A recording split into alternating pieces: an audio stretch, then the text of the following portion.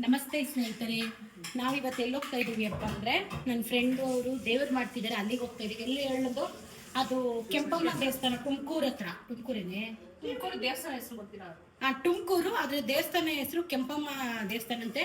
ನಾವು ಯಾವತ್ತೂ ಹೋಗಿಲ್ಲ, ಫಸ್ಟ್ ಟೈಮ್ ಹೋಗ್ತಾ ಇದ್ದೀವಿ. ಯಾರೆಲ್ಲ ಹೋಗ್ತಾ ಇದ್ದೀವಿ, ಯಾರ್ಯಾರನ್ನ ಎಲ್ಲೆಲ್ಲಿ ಕರ್ಕೊಂಡು ಹೋಗ್ತೀವಿ ಅಂತೇಳಿ ಈ ವಿಡಿಯೋದಲ್ಲಿ ತೋರಿಸ್ತಾ ಹೋಗ್ತೀವಿ. ಬನ್ನಿ.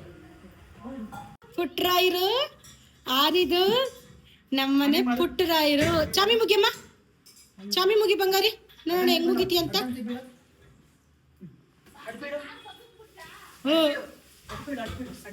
ಬಿಡೋ, ಮಗು ಹಿಂಸೆ ಮಾಡ್ಬೇಡ. ಅಯ್ಯೋ ಅಯ್ಯೋ ಅಯ್ಯೋ ಅಯ್ಯೋ, ಇದು ಯಾರಿದು?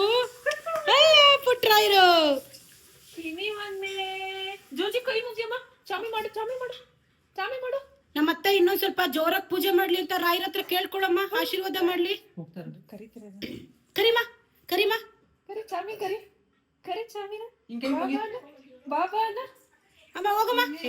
ಬಿಡ ಬಿಡ ಹೋಗಿ. ಹೌದಾ? Okay okay.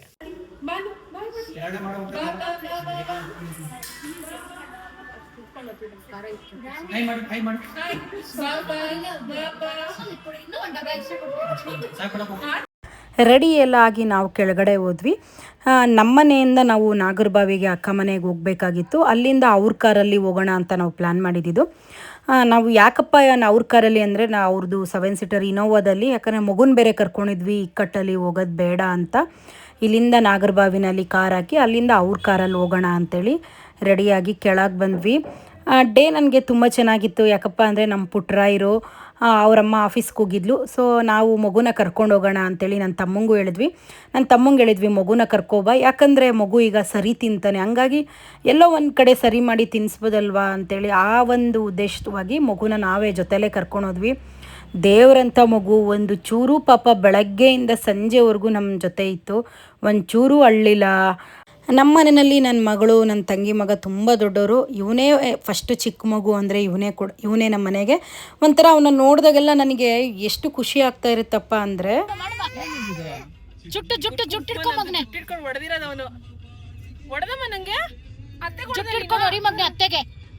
ಅತ್ತೆ ವೇಸ್ಟ್ ಜಿಪ್ಣಿ ಅತ್ತೆ, ಅದು ಈ ದೊಡ್ಡ ಅತ್ತೆ ಜೊತೆ ಇರ್ಬೇಕು ನೀನು. ಬಾಯ್ ಮಾಡ್ ಮಗ್ನೆ, ಕಾರಲ್ಲಿ ಏನಾದ್ರು ತಿಂಡಿ ಕೊಡಿಸ್ತಾರೆ ನೋಡೋಣ. ಪಟ್ ಅಂತ ತೊಡಿ ಹಿಂಗೆ. ತಿಂಡಿ ಅನ್ನು ಮಗ್ನೆ, ತಿಂಡಿ ಅನ್ನು. ಬಿಚ್ಚಿ ಬಿಸ್ಕೆಟ್ ಅನ್ನು ಮಗ್ನೆ. ಕೂಗು ಮಗ್ನೆ, ಸ್ವಲ್ಪ ರೋಲ್ ಕಾಲ್ ಮಾಡೋಣ. ಕೂಗು ಮಗ್ನೆ, ಬಿಸ್ಕೆಟ್ ಅನ್ನು ಮಗ್ನೆ. ನಾನು ಯಾವಾಗೂ ನನ್ನ ತಮ್ಮಂಗೆ ಹೇಳ್ತೀನಿ, ಲೋಕಿ ನೀನು ಬರಬೇಕಾದ್ರೆ ಮಗುನ ಕರ್ಕೋಬಾ, ನಿನ್ನ ಮಗುನ ಕರ್ಕೊಂಡೆ ಬರಬೇಡ ಕಣೋ ಅಂತ ಹೇಳ್ತೀವಿ. ಅಂದರೆ ಈಗ ನನಗೆ ಆದ ಎಷ್ಟೋ ತಲೆನೋವುಗಳು, ಟೆನ್ಷನ್ಗಳಿರುತ್ತೆ. ನನಗೆ ಇವನ್ನ ನೋಡುತ್ತಿದ್ದಂಗೆ ಒಂಥರ ಮನಸ್ಸಿಗೆ ಸಮಾಧಾನ ಆಗುತ್ತೆ. ಅವನಿಗೆ ಹೆಸರಿಟ್ಟಿದ್ದಾರೆ, ಆದರೂ ಕೂಡ ನಾನು ಇಲ್ಲಿ ತನಕನೂ ಅವನ ಹೆಸರಿಟ್ಟು ಕರೆದೇ ಎಲ್ಲ ಪುಟ್ಟರಾಯರು ಅಂತಲೇ ಕರೆಯೋದು.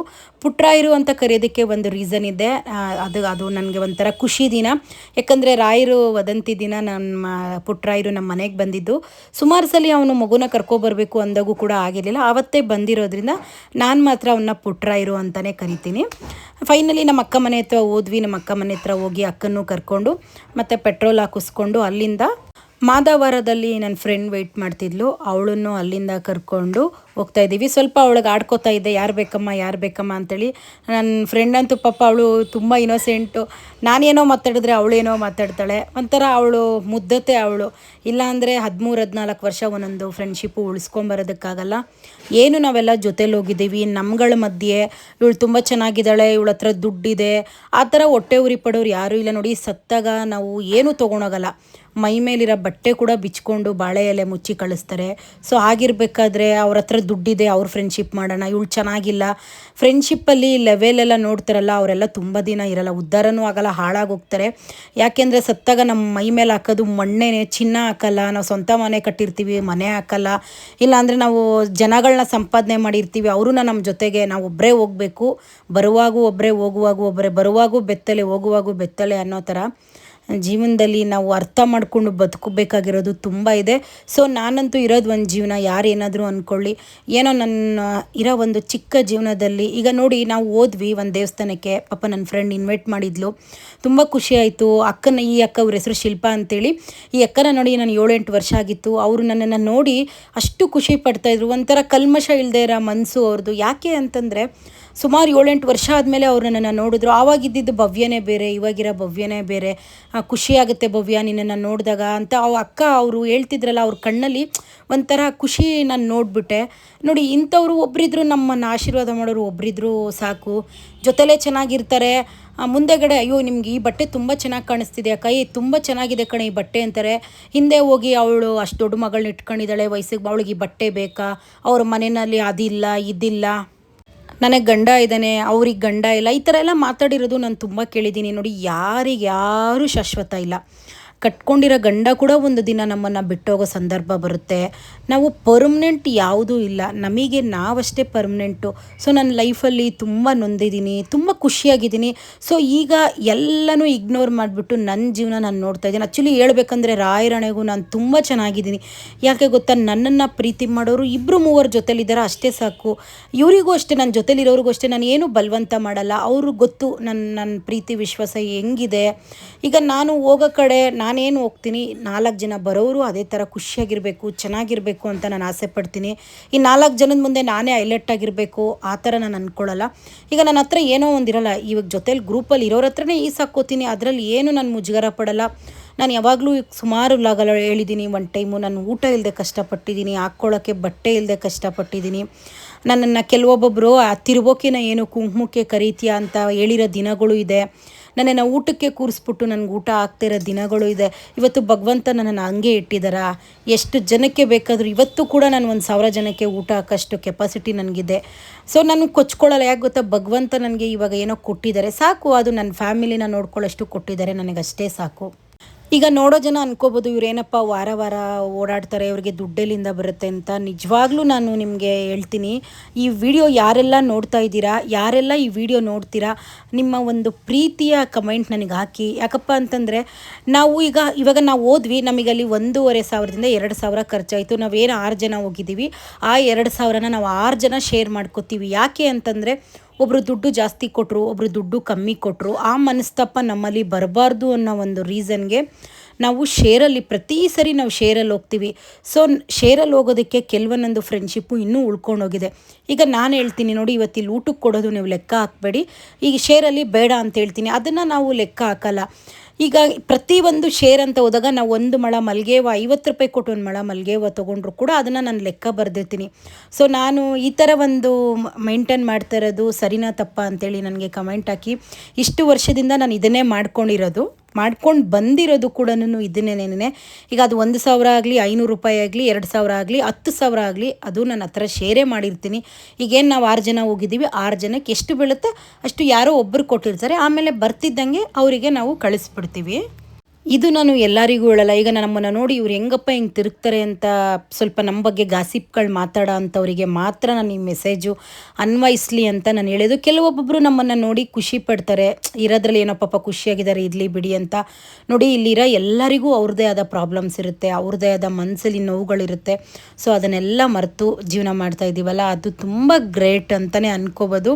ಸೊ ಫೈನಲಿ ನನ್ನ ದೇವ್ರ ದರ್ಶನ ಎಲ್ಲ ಮುಗಿಸ್ಕೊಂಡು ಊಟಕ್ಕೆ ಹೋದ್ವಿ. ನಿಜವಾಗ್ಲೂ ನಾನು ಬೆಳಗ್ಗೆಯಿಂದ ಏನು ತಿಂದೆ ಹೋಗಿದ್ದೆ, ಅದೇನು ಅಂತ ನನಗೆ ಗೊತ್ತಿಲ್ಲ. ನಮ್ಮ ಮನೆಯಲ್ಲಿ ಮಟನು ಚಿಕನ್ ಎಲ್ಲ ಬೆಳಗ್ಗೆನೇ ಮಾಡಿದರು. ಆದರೂ ಕೂಡ ನನಗೆ ಈ ಬೀಗ್ರೂಟ, ಈ ದೇವರೆಲ್ಲ ಮಾಡಿರೋ ಊಟಕ್ಕೆ ಕರೆದ್ರೆ ನಾನು ತುಂಬ ಖುಷಿಯಾಗಿ ಹೋಗಿ ಊಟ ಮಾಡ್ತೀನಿ. ಆದರೆ ಏನು ಮಾಡೋದು, ನನ್ನನ್ನು ಯಾರು ಕೂಡ ಈ ಥರ ಎಲ್ಲ ಕರೆಯೋದೇ ಇಲ್ಲ. ಅಂದರೆ ಫಂಕ್ಷನ್ಗಳಿಗೆ, ಮದುವೆಗಳಿಗೆ ಕರೀತಾರೆ, ಈ ಬೀಗ್ರೂಟ ಅದು ಏನೇನೋ ದೇವರು ಹಬ್ಬ ಎಲ್ಲ ಮಾಡ್ತಾರಲ್ಲ, ಅದಕ್ಕೆಲ್ಲ ಇನ್ವೈಟ್ ಮಾಡೋಂಥ ಫ್ರೆಂಡ್ಸ್ಗಳೆಲ್ಲ ಯಾರೂ ಇಲ್ಲ. ಇವರಿಬ್ಬರು ವೆಜ್ಜು, ಇವ್ರ ಮನೆಗೆ ಹೋದರೆ ಚಿತ್ರಾನ್ನ, ಪುಳಿಯೋಗರೆ, ಒಬ್ಬಟ್ಟು ಈ ಥರ ಹಾಕ್ತಾರೆ. ಇನ್ನು ನಾವಿರೋದು ಇನ್ನೊಂದು 3-4 ಜನ. ಆಲ್ರೆಡಿ ನನ್ನ ಫ್ರೆಂಡ್ಸ್ ಮನೆಗಳೆಲ್ಲ ನಾವು ತಿಂದ್ಬಿಟ್ಟಿರ್ತೀವಿ, ಆ ಟೇಸ್ಟು ನಮಗೆ ಅಷ್ಟೊಂದು ಇಷ್ಟನೇ ಆಗಲ್ಲ. ಸೊ ಈ ಥರ ಎಲ್ಲ ಕರೆದಾಗ ಎಷ್ಟೇ ದೂರ ಆದರೂ ನಾನು ಇದನ್ನು ಮಿಸ್ ಮಾಡ್ಕೊಳ್ಳಲ್ಲ. ಒಂಥರ ನನಗೆ ಕ್ರೇಜು, ಅಂದರೆ ಈ ಥರ ನಾನ್ ವೆಜ್ ಊಟಕ್ಕೆ ಕರೆದ್ರೆ ನಾನು ಹೋಗ್ಬೇಕಪ್ಪ ಅನ್ನೋದು ನನ್ನ ತಲೆಯಲ್ಲಿರುತ್ತೆ. ನಾನು ನಮ್ಮ ಅಕ್ಕಗೆ ಹೇಳ್ತಾ ಇದ್ದೆ, ಅಕ್ಕ ಏನಕ್ಕ ನನ್ನನ್ನು ಯಾರು ಬೀಗ್ರೂಟಕ್ಕೆ ಕರೆಯಲ್ಲ, ನಂಗೆ ಬೇಜಾರಾಗುತ್ತೆ ಅಕ್ಕ, ಬರೀ ಮದುವೆಗೆ ರಿಸೆಪ್ಷನ್ಗೆ ಕರೀತಾರಕ್ಕ ಅಂತ ಹೇಳ್ತಿದ್ರೆ ನಮ್ಮ ಅಕ್ಕ ನನಗೆ ಹೇಳಿ ಜೋಕ್ ಮಾಡ್ತಾಯಿದ್ರು. ನೋಡಮ್ಮ, ನೀನು ಈ ಸಲ ವ್ಲಾಗಲ್ಲಿ ಹೇಳ್ಬಿಡಮ್ಮ, ಯಾರು ಬೀಗ್ರೂಟ ಮಾಡ್ತೀರಾ, ಯಾರು ಊರಬ್ಬ ಎಲ್ಲ ಮಾಡ್ತೀರಾ, ದಯವಿಟ್ಟು ನನ್ನನ್ನು ಇನ್ವೈಟ್ ಮಾಡಿ ಅಂತ ಹೇಳ್ಬಿಡಮ್ಮ, ನಿನಗೆ ಹೋಗೋಕ್ಕೆ ಆಗಬಾರ್ದು, ಅಷ್ಟು ಜನ ನಿನ್ನ ಕರೀತಾರೆ ಅಂತ ಹೇಳಿದ್ರು. ಸೊ ನಿಜ, ಅದೊಂದು ಫನ್ನಿ. ಯಾವ ಥರಪ್ಪ ಅಂತಂದರೆ, ಈಗ ನಮ್ಮ ಮನೆಯಲ್ಲಿ ಎಲ್ಲ ಥರನೂ ವೆರೈಟಿಯಾಗಿ ಅಡುಗೆ ಮಾಡ್ತೀವಿ. ನನಗೆ ಮೊದಲಿಂದನೂ ಈ ಬೀಗ್ರೂಟ ಇದೆಲ್ಲ ನನಗೆ ಸಿಕ್ಕಾಪಟ್ಟೆ ಇಷ್ಟ. ಫೈನಲಿ ನನ್ನ ಫ್ರೆಂಡ್ ಅವ್ರ ಫಂಕ್ಷನ್ಗೆ ಹೋದ್ವಿ, ತುಂಬ ಚೆನ್ನಾಗಿ ನಮ್ಮನ್ನು ನೋಡಿಕೊಂಡ್ರು. ಅವ್ರ ಮನೆ ಮಗಳ ಥರ ಈಗಲೇ ಎಲ್ಲ ಸುಮಾರು ಅವರು 12-13 ವರ್ಷದಿಂದನೂ ನಾನು ಅದೇ ಥರನೇ ಅವರು ಪ್ರೀತಿಯಿಂದ ನೋಡ್ಕೊಳ್ಳೋದು. ನನ್ನ ಫ್ರೆಂಡ್ ಅವ್ರ ಅತ್ತೆ ಆಗಿರ್ಬೋದು, ಅವರಂತೂ ತುಂಬ ಒಳ್ಳೆಯವರು. ಯಾಕಂದರೆ ನಾನು ಅವರಿಗೆ ಒಂದೇ ಒಂದಿನ ಅವ್ರು ಮಾಡಿರೋ ಚಿತ್ರನ ಇಷ್ಟ ಅಂತ ಹೇಳಿದ್ದಷ್ಟೇ. ಪ್ರತಿ ಸರಿ ನಾನು ಓಂ ಶಕ್ತಿ ಮಾಲೆ ಹಾಕ್ದಾಗ ಪಾಪ ನನಗೋಸ್ಕರ ಅವರು ಚಿತ್ರಾನ್ನ ಮಾಡಿ ಕಳಿಸ್ತಾರೆ. ಅವ್ರ ಮನೆಗೆ ಹೋದ್ರು ಅಷ್ಟೇ ಅವ್ರ ಮನೆ ಮಗಳ ಥರ ನೋಡ್ಕೋತಾರೆ. ಆಮೇಲೆ ನನ್ನ ಫ್ರೆಂಡ್ ಅವ್ರ ಅಮ್ಮನೂ ಅಷ್ಟೇ, ಅವರಂತೂ ನನಗೆ ತುಂಬ ಇಷ್ಟಪಡ್ತಾರೆ. ಹೋಗ್ಲಿ ಬಿಡೆ ಭವ್ಯ, ನಿನ್ನ ಈ ಥರ ನೋಡೋದಕ್ಕೆ ನನಗೆ ಖುಷಿಯಾಗುತ್ತೆ. ಹೆಣ್ಮಕ್ಳು ಈ ಥರ ಧೈರ್ಯವಾಗಿ ಬೆಳಿಬೇಕು, ಧೈರ್ಯವಾಗಿ ಮಾತಾಡಬೇಕು, ನಿನ್ನನ್ನು ನೋಡಿದಾಗ ಖುಷಿಯಾಗುತ್ತೆ, ಎಷ್ಟು ಒಳ್ಳೊಳ್ಳೆ ಸೀರೆ ಉಡ್ತೀಯ ಅಂತ ಹೇಳ್ತಿದ್ರು. ನೋಡಿ, ಇವ್ರುಗಳೆಲ್ಲ ನಮಗೆ ಆಶೀರ್ವಾದ ಮಾಡೋರು, ಚೆನ್ನಾಗಿರಲಿ ಅಪ್ಪ, ಅಂದರೆ ನಮ್ಮನೆ ಮಕ್ಕಳ ಥರ ಅಂತ ಆಶೀರ್ವಾದ ಮಾಡೋರು. ಕೆಲವೊಬ್ಬರು ತಟ್ಟೆಗೆ ಅನ್ನ ಇಟ್ಟುಬಿಟ್ಟು ಮುಂದೆಗಡೆ ಚೆನ್ನಾಗಿ ಮಾತಾಡಿ ವಿಷ ಹಾಕ್ತಾರೆ ಅಂತ ಹೇಳ್ತಾರಲ್ಲ, ಯಾವ ಥರ ಅಂದರೆ ತಿನ್ನೋಕೆ ಅನ್ನದ ದಾರಿ ತೋರಿಸ್ಕೊಟ್ಬಿಟ್ಟು ನಾವು ಏನೋ ಒಂದು ಸ್ವಲ್ಪ ಬೆಳೀತಾ ಇದ್ದೀವಿ, ಏನೋ ಒಂದು ಸ್ವಲ್ಪ ನಾವು ಚೆನ್ನಾಗಾದ್ವಿ ಅಂತಿದ್ದಂಗೆ ಆ ತಿನ್ನೋ ಅನ್ನಕ್ಕೆ ಮಣ್ಣಾಕ್ತಾರಲ್ಲ, ನಿಜವಾಗ್ಲೂ ಕೂಡ ಅವ್ರು ಉದ್ಧಾರ ಆಗಲ್ಲ, ಹಾಳಾಗೇ ಹೋಗ್ತಾರೆ. ಪ್ರೆಸೆಂಟ್ ಅವ್ರು ತುಂಬ ಚೆನ್ನಾಗಿರ್ಬೋದು, ಒಂದಲ್ಲ ಒಂದಿನ ಆ ಎಫೆಕ್ಟ್ ಅವ್ರಿಗೆ ಆಗೇ ಆಗುತ್ತೆ. ಏನು ಮಾಡೋಕ್ಕಾಗಲ್ಲ, ಹುಟ್ಟುಗುಣ ಸುಟ್ಟರು ಹೋಗಲ್ಲ ಅಂತ ಅವ್ರ ಬುದ್ಧಿಗಳೇ ಅದೇ ಥರ ಆಗಿರುತ್ತೆ. ಸೊ ನಾನು ಅದ್ರ ಬಗ್ಗೆ ತಲೆ ಕೆಡಿಸ್ಕೊಳ್ಳಲ್ಲ. ಆಗೋದು ಒಳ್ಳೇದಕ್ಕೆ, ಆಗಿರೋದು ಒಳ್ಳೇದಕ್ಕೆ ಅಂದ್ಕೊಂಡು ಇಗ್ನೋರ್ ಮಾಡಿಬಿಡ್ತೀನಿ. ಸೊ ತುಂಬ ಚೆನ್ನಾಗಿ ದೇವ್ರ ದರ್ಶನ ಎಲ್ಲ ಮಾಡಿ, ಊಟ ಎಲ್ಲ ತುಂಬ ಚೆನ್ನಾಗಿತ್ತು. ಎಲ್ಲ ಮುಗಿಸ್ಕೊಂಡು ಬರ್ತಾ ಯಾವುದೋ ಒಂದು ತೋಟ ಇತ್ತು, ಅಲ್ಲಿ ಕೆಲವೊಂದು ಫೋಟೋಸು ವೀಡಿಯೋಸ್ ಮಾಡ್ಕೊಂಡ್ವಿ. ಆ ಊರವರು ನನಗೆ ಸಿಕ್ಕಾಪಟ್ಟೆ ಜನ ಮೆಸೇಜ್ ಮಾಡಿದ್ದೀರಾ, ಕಮೆಂಟ್ ಮಾಡಿದ್ದೀರಾ, ಅಕ್ಕ ನಮ್ಮೂರಿಗೆ ಬಂದಿದ್ವಿ, ಇದು ತುಂಬ ಫೇಮಸ್ ದೇವರು, ನಮ್ಮ ಮನೆ ದೇವರು, ನೀವು ನಮಗೆ ಮೆಸೇಜ್ ಮಾಡಿದ್ದಿದ್ರೆ ಬರ್ತಾ ಇದ್ದೀನಿ ಅಂತ, ಅಥವಾ ಲೈವ್ಗೆ ಬಂದಿದ್ದರೆ ಖಂಡಿತವಾಗ್ಲೂ ನಮ್ಮ ಮನೆಗೆ ಕರ್ಕೊಂಡು ಹೋಗ್ತಿದ್ವಿ ಅಂತ. ಸೊ ನಿಮ್ಮ ಒಂದು ಈ ಪ್ರೀತಿ ವಿಶ್ವಾಸ ಸದಾ ಯಾವಾಗಲೂ ಇದೇ ಥರ ಇಲ್ಲಿ. ನಾನು ಯಾರೋ ನೀವು ಯಾರೋ, ಆದರೆ ನನಗೆ ಅಷ್ಟು ಒಳ್ಳೊಳ್ಳೆ ಕಮೆಂಟ್ಗಳು ಮೆಸೇಜ್ಗಳು ಮಾಡಿದ್ದೀರಾ. ಆದರೆ ನಾನು ಮೆಸೇಜ್ ಮಾಡಿರೋರಿಗೆ ಯಾರಿಗೂ ರಿಪ್ಲೈ ಮಾಡಿಲ್ಲ. ದಯವಿಟ್ಟು ನನ್ನ ಕಡೆಯಿಂದ ಕ್ಷಮೆ ಇರಲಿ. ನಿಮ್ಮ ಒಂದು ಪ್ರೀತಿ ವಿಶ್ವಾಸದಿಂದ ನನಗೆ ಮೆಸೇಜ್ ಮಾಡಿದರೆ ಖಂಡಿತವಾಗ್ಲೂ ನನ್ನ ಮೆಸೇಜ್ಗಳಿಗೆ ರಿಪ್ಲೈ ಮಾಡ್ತೀನಿ. ಸೊ ನಿಮಗೆಲ್ಲ ಈ ವಿಡಿಯೋ ಇಷ್ಟ ಆಗುತ್ತೆ ಅನ್ಕೋತೀನಿ. ಇಷ್ಟ ಇದ್ದರೆ ಕಮೆಂಟ್ ಮಾಡಿ, ಶೇರ್ ಮಾಡಿ, ಲೈಕ್ ಮಾಡಿ. ಯಾರೆಲ್ಲ ಆ ಊರವರು ನನ್ನ ವೀಡಿಯೋಸ್ ನೋಡ್ತಾ ಇದ್ದೀರಾ, ನನಗೆ ಒಂದು ಕಮೆಂಟ್ ಹಾಕಿ ನಮ್ಮೂರದು ಅಂತೇಳಿ.